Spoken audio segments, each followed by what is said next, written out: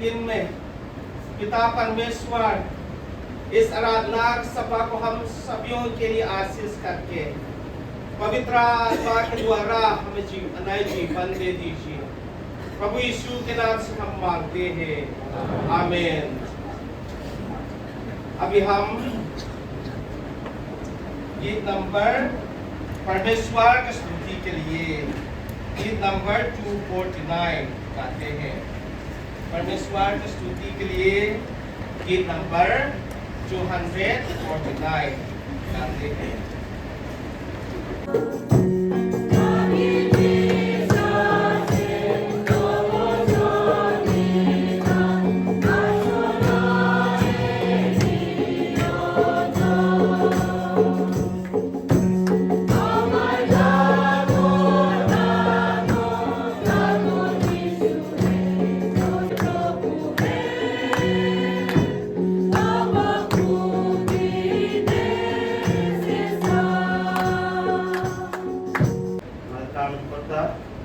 প্রভু যীশু খ্রিস্টের নামে সবাইকে জয় যীশু। নতুন একটা দিন, রবিবার দিবস, পুনরুত্থান দিবস তিনি আমাদেরকে প্রদান করেছেন, তাই সর্বশক্তিমান ঈশ্বরকে ধন্যবাদ জানাই। আইসুন আমরা প্রোগ্রাম কার্যসূচি দেখব। আজকে ডেট হচ্ছে 8/3/2026, সানডে রবিবার। সকাল 7:00 ব্রেকফাস্ট করেছি। বর্তমান সময় 10 AM জলপটিকা লর্ড সাভার পবিত্র প্রভুভোজের সভা। হাইলাকান্দি জেলার অন্তর্বর্তী সমস্ত মণ্ডলীর সদস্যদেরকে প্রাণকর্তা প্রভু যীশু খ্রিস্টের নামে আরেকটি বার আপনাদেরকে স্বাগতম জানাই।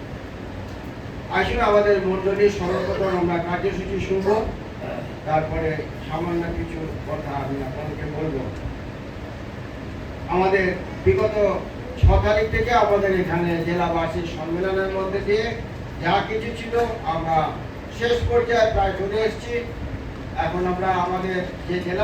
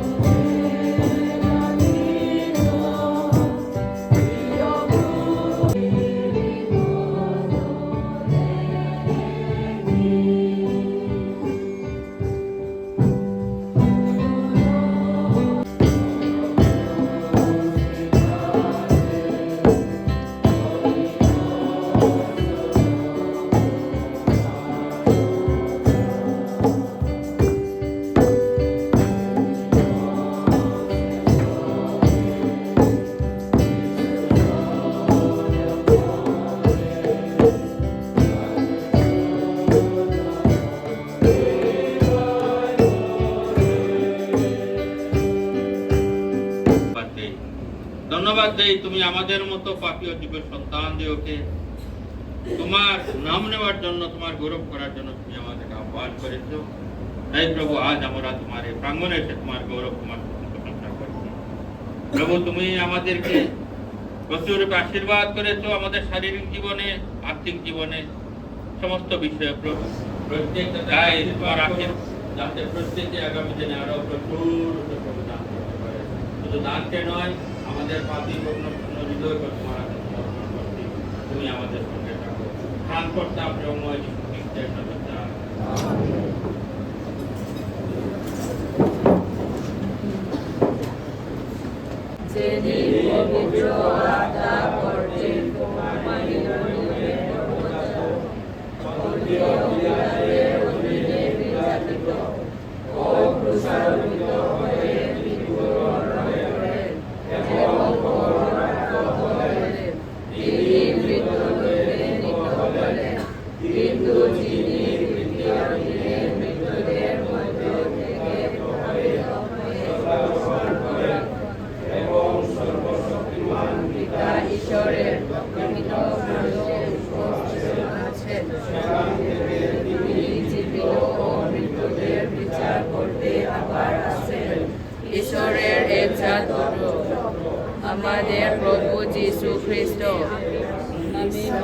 উচিত। বিশ্বাস করি পবিত্র সর্বজনীন মণ্ডলীতে সাধুগণের সহভাগিতায় পাপের ক্ষমা প্রতিবে দেহের পুনরুত্থান এবং অনন্ত জীবনে। আমেন।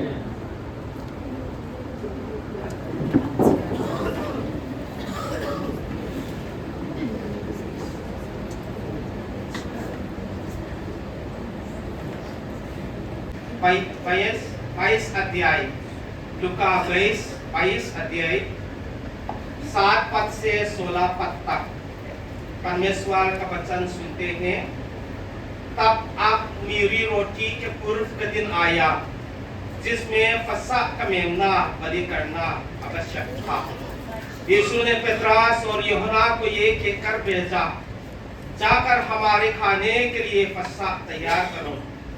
उन्होंने उनसे पूछा, तू कहाँ चाहता कि हम इसे तैयार करें? उसने उनसे कहा, देखो नगर में प्रवेश करते एक मनुष्य जल का घड़ा उठाए तुम्हें मिलेगा। जिस घर में वो जाए तुम उसके पीछे चले जाना और उस घर के स्वामी से कहना, गुरु तुमसे कहता है कि वो भोजशाला कहाँ है जिसमें मैं अपने चेलों के साथ फसह खाऊं। वो तुम्हें एक साजी सजाई बड़ी अतरी दिखा देगा, वही तैयारी करना।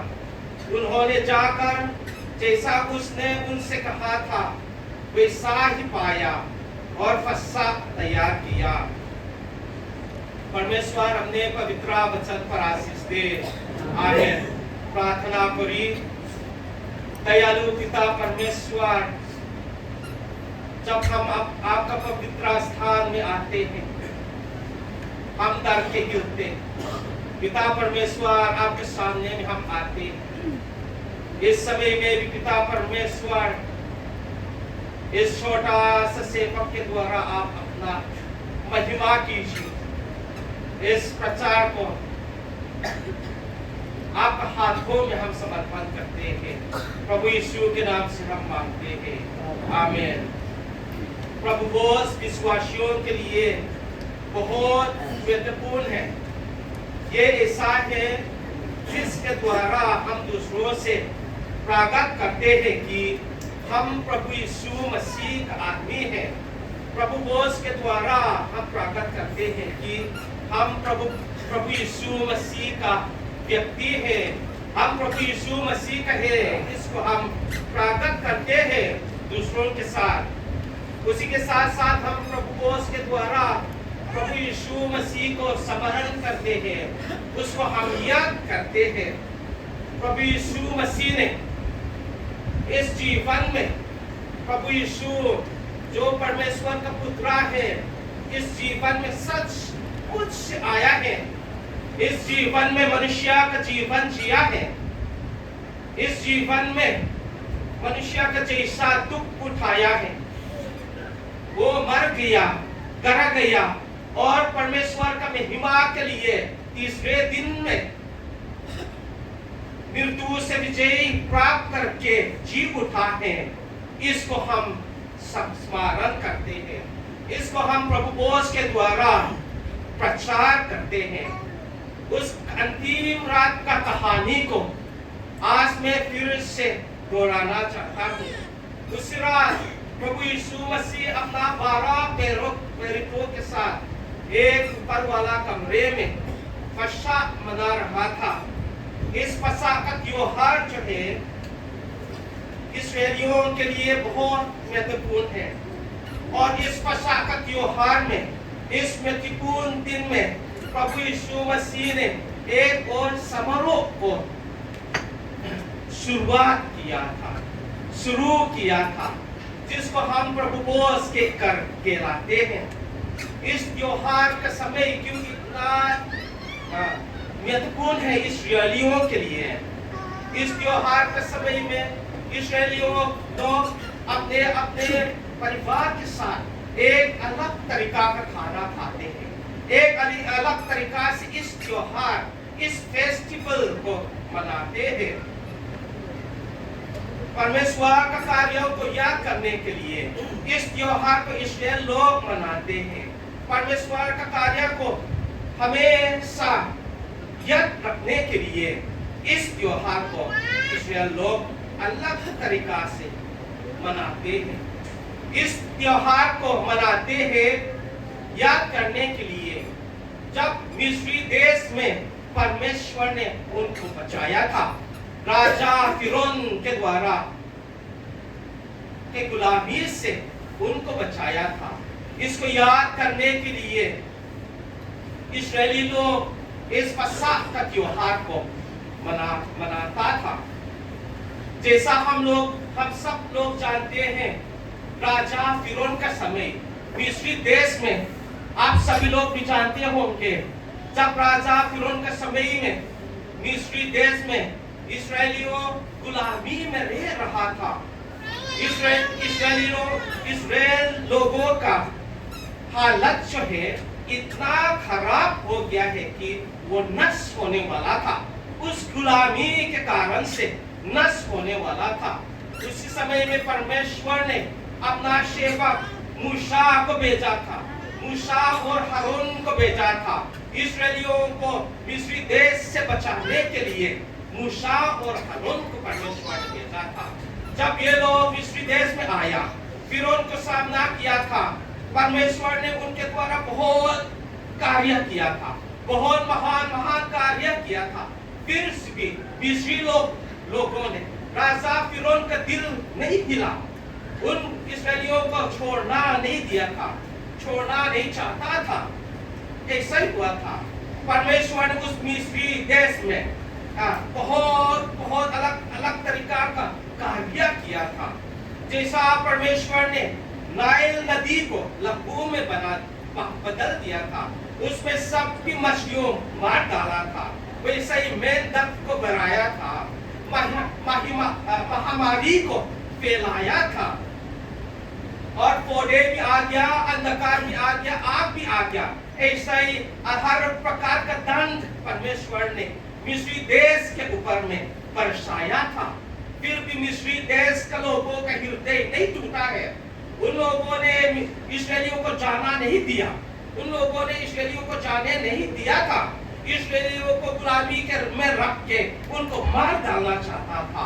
इसलिए अंत में ऐसा परिस्थिति में परमेश्वर ने क्या किया था, आप सब लोग जानते हैं। परमेश्वर ने एक निर्णय लिया था। ये निर्णय लिया था कि परमेश्वर इन मिस्री देश के लोगों का सभी पहला बच्चा जो है मनुष्य या जानवर को मार डालने का फैसला लिया था। और इस विपत्ति से बचाने के लिए परमेश्वर ने क्या किया था, मिस्री देश में इस्राएलियों को बचाने के लिए परमेश्वर ने इस्राएलियों को एक आज्ञा दिया था। ऐसा आज्ञा दिया था परमेश्वर ने इस्राएलियों को, आप लोग एक मेमना लेके उसको बलि के लिए चढ़ाओ। मेमना लेके उसको बलि के लिए चढ़ाओ। उस बलि का उस मेमना का लहू को आपका द्वार का ऊपर में लगाओ के कर परमेश्वर ने बताया था। और इसको इस्राएलियों लोगों ने मान लिया था। उन लोगों ने परमेश्वर का वचन को माना था। और जब रात में उस रात में जब मौत का फरिश्ता आया था, मौत का फरिश्ता आ गया था उस रात में, और घर में घुस के आया था। जहां में लहू का निशान है उस घर में ना घुस के, जहां में लहू का निशान नहीं है उस घर में घुस गया और सब रोने लगा था। मिस्री देश रोने लगा था। फिर भी इस्राएलियों में कोई भी नहीं मरा था। ऐसा ही हालत में फिरौन ने इस्राएलियों को छोड़ दिया था। पर इस परमेश्वर का महान कार्य को याद करने के लिए इस्राएलियों ये इस त्योहार को मनाया था।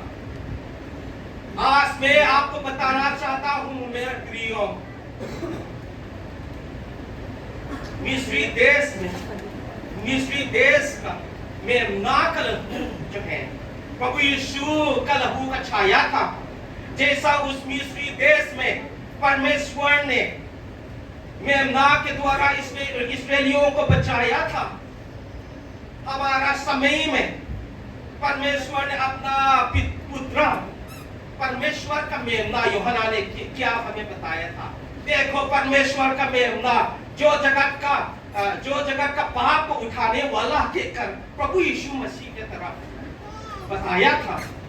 उस परमेश्वर का मेमना ने हमारा पापों का सजा उसका ऊपर में लेके उसका बलि के द्वारा हम चंगाई मिल गया है। उसका बलि के द्वारा हमने पाप से आजादी मिल गया है।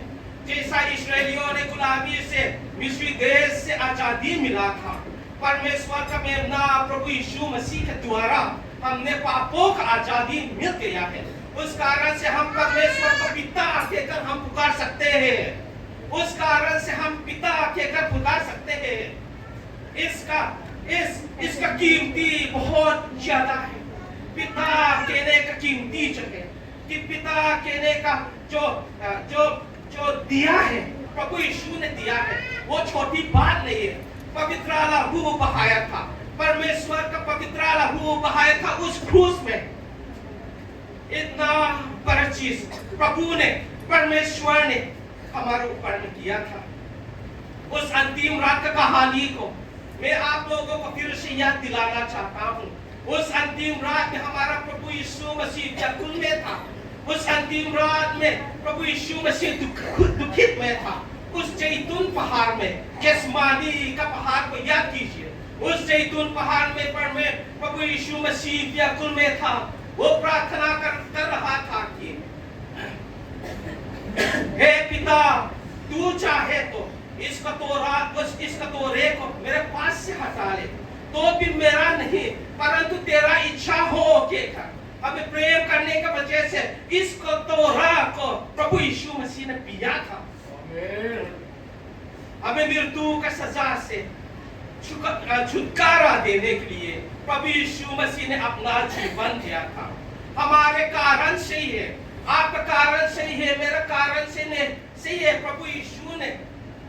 प्रभु यीशु मसीह को मारा पीटा था। सिपाहियों ने प्रभु यीशु मसीह पर थूका था, उसका मजाक उड़ाया था, उसको मारा और पीटा और थप्पड़ मार के कहा था, हे मसीह बताओ किसने तुझे मारा है कहकर। वो आप और मेरे कारण से ही है। वो परमेश्वर का पुत्र यीशु मसीह ने कोई पाप नहीं था। हमारा पापों का सजा आपका उसका ऊपर में आ गया है। उसका कपड़ा उतार के लाल रंग का बागा पहनाया था, उसका सिर में कांटों का मुकुट रख के तखेल किया था और प्रभु का सिर से खून टपकने लगा था। यशायाह भविष्यद्वक्ता ने ऐसा ही हमको बताया, निश्चय उसने हमारे रोगों को सह लिया और हमारे ही दुखों को उठा लिया है। वो हमारे ही अपराधों के कारण घायल किया गया, वो हमारे अधर्म के कामों के कारण कुचला गया था कहकर हमको बताया है। उस परमेश्वर का मेमना प्रभु यीशु का लहू आप और मेरे लिए बहाया था। आज क्यों परमेश्वर के प्रेम को संदेह करते हैं? आप क्यों परमेश्वर के प्रेम को संदेह करते हैं?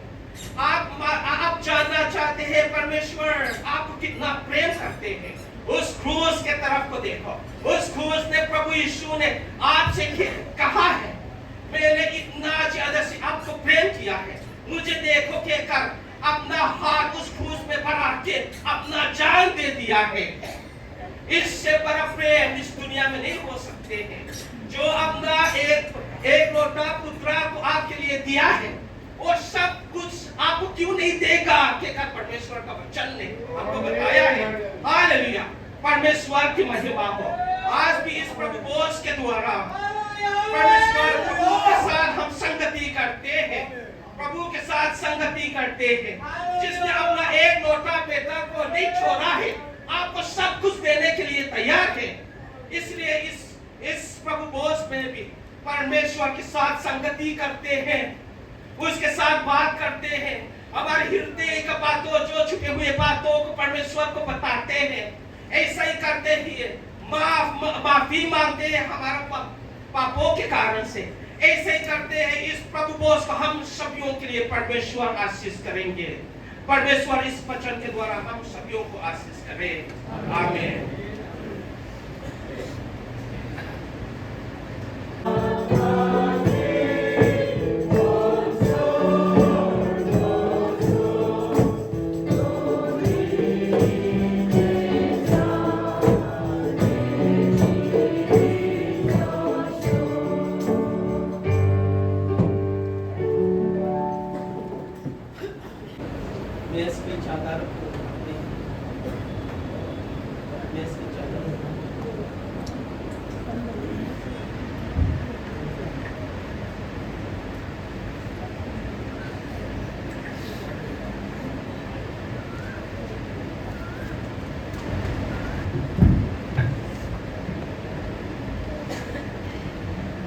आइए प्रायश्चित और जीवित विश्वास के साथ अपने प्रभु के मेज के निकट आते हैं। प्रभु के कहे गए वचनों को एक बार फिर से सुने। हे सब परिश्रम करने वालों और बोझ से दबे हुए लोगों, मेरे पास आओ, मैं तुम्हें विश्राम दूंगा। देख, मैं द्वार पर खड़ा हुआ खटखटाता हूँ। यदि कोई मेरा शब्द सुनकर द्वार खोलेगा तो मैं उसके पास भीतर आकर उसके साथ भोजन करूंगा और वो मेरे साथ। नबी कहता है कि अपने मन भी को पार कर अपने परमेश्वर यहोवा की ओर फिरो। प्रार्थना करिए। दयालु पिता परमेश्वर, आपने अपना एक लौता पुत्र प्रभु यीशु मसीह को हमारे लिए दिया है। उस कारण से हमने पिता परमेश्वर आनंद जीवन पाए हैं। इसलिए हम आपको धन्यवाद देते हैं।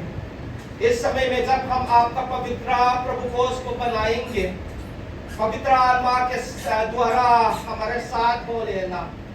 पिता परमेश्वर होने दे कि इस प्रभु भोज को कमजोरियों के लिए ताकत, बीमारियों के लिए चंगाई का कारण, जो विश्वास में कमी है उन लोगों के लिए ताकत बन जाए।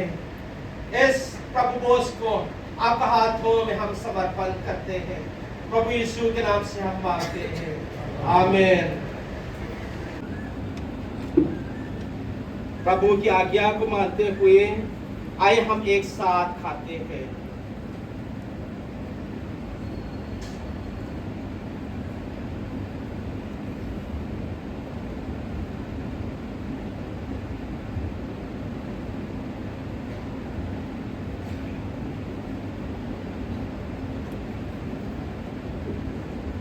उसी प्रकार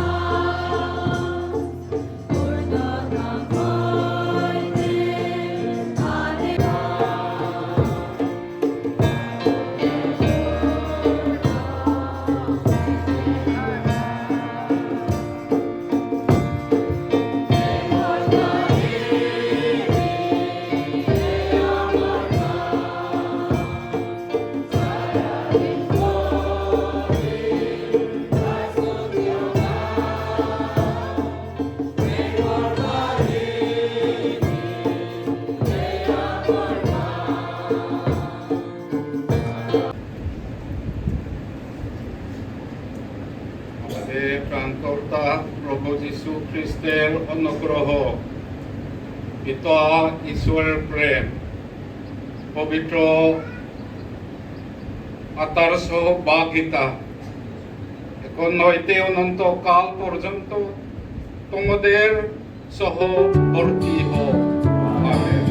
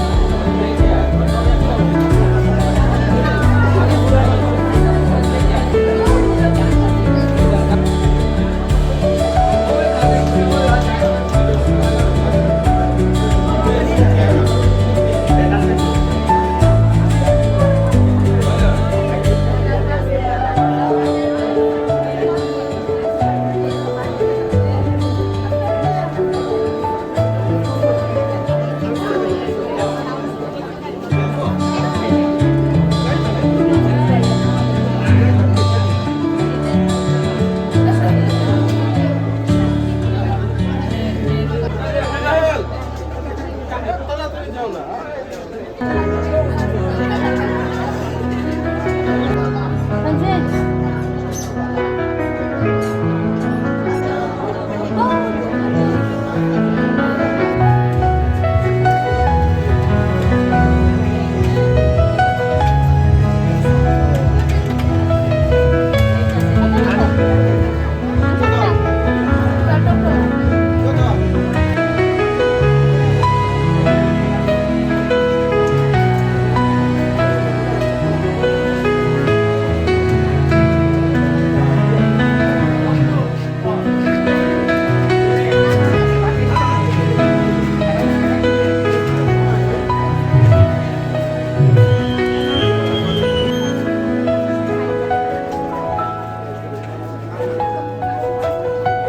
Yes.